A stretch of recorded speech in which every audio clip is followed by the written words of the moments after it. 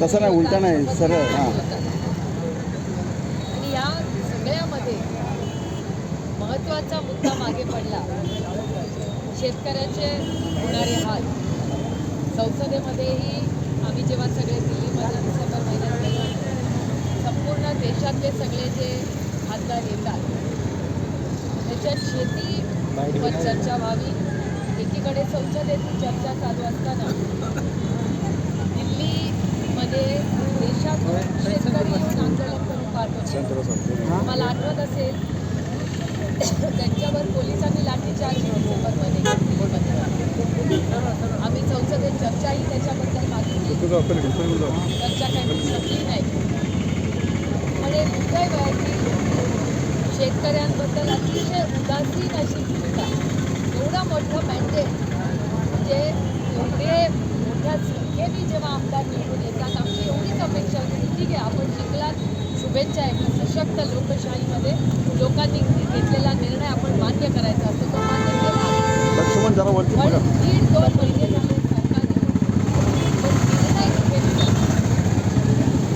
तरी विरोधाला विरोध करायचा नाही म्हणून मी एक पत्र लिहिलं महाराष्ट्र सरकारला की बाबा, महाराष्ट्रात राज्यात मतदारसंघात फिरताना साधारणपणे सगळ्याच शेतकऱ्यांची भूमिका भावना अशी आहे की महागाई प्रचंड वाढली आहे, दुधाला भाव मिळाला पाहिजे.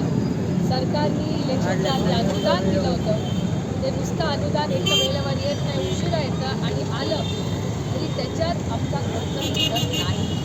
त्यामुळे अनुदान द्यायच्याऐवजी आम्हाला भाव 40 रुपये लिटर सरकारने द्यावा अशी शेतकऱ्यांची आणि याचा हिशोब करावा. आम्ही चर्चेला बसायला सरकारबरोबर कधीही तयार. आमची सहकार्याची भूमिका आहे सरकारबरोबर, पण सरकारने आम्हाला बोलवावं, शेतकऱ्यांना बोलवावं, शेतकऱ्यांकडून माहिती काढावी, निर्णय घ्यावा योग्य असतो. पण सरकार दरबारी गेल्यावर आम्हाला कुठला न्याय मिळाला नाही, म्हणून आज रस्त्यावर उतरायची वेळ आली. शेतकऱ्यांनी हे त्यांनी स्वतःच्या खर्चाने करून आले आणि त्यांचं म्हणणे आम्हाला परवडत नाही आहे. मोफत आमची मायबाप जनतेला ही प्रेमाची भेट या शेतकऱ्यांनी द्यायची. आंदोलन करताना अनेक वेळा आपण बघतो दूध होती जातो. आमची भूमिका आहे, अन्नाला देव मानणारे लोक आहोत आपण. हे अन्न म्हणजे देव आहे आपल्याला. या देवाची शेतकऱ्यांची पूजा आहे, तपस्या आहे.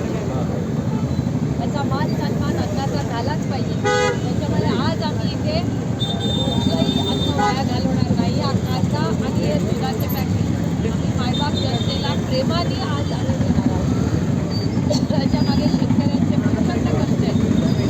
आम्ही भाव मिळत नसल्यामुळे आता त्यांना एक परवडणं नाही झाले. नैतिक जबाबदारी आज ही भूमिका आज महाराष्ट्रातल्या